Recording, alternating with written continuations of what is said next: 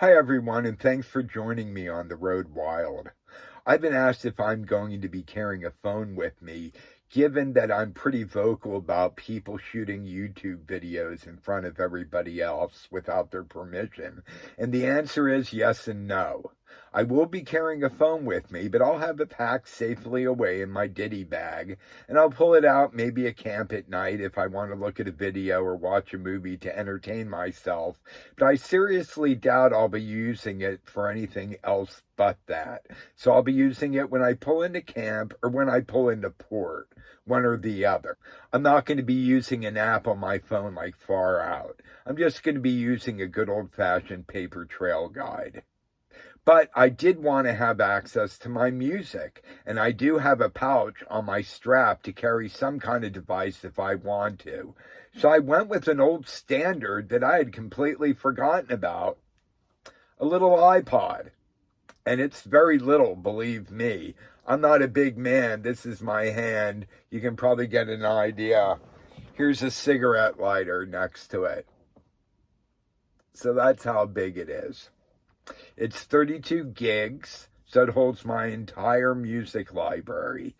I'll pretty much just be using this as a dedicated music player. It does have a camera, and I might use it to take some pictures. However, I'm not much of a photo buff these days. I want to take more memories and photos, I think, and spend a lot of time experiencing the trail instead of trying to capture it. Because quite frankly to me, no photo or video does the trail justice.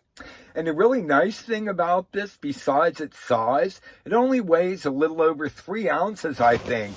So, you know, my big pocket right here, I can just put it in there and it's swallowed in there. And there's plenty of room for important stuff like my cigarettes and lighter. No, I'm kidding, I don't smoke. But I can carry my glasses in here now, I can carry my headphones in here now, and a snack. And before, all I could carry was my big phone, which was that big, and I wouldn't be using it anyway.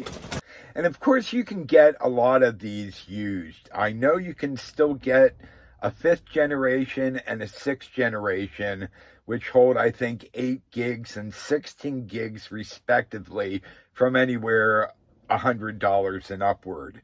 This is 7th generation. Believe it or not, it's still supported by Apple, and it runs the same operating system that my new iPhone runs. It just runs it a lot slower and wears the battery down a lot faster. That's why it's pretty much a dedicated music player.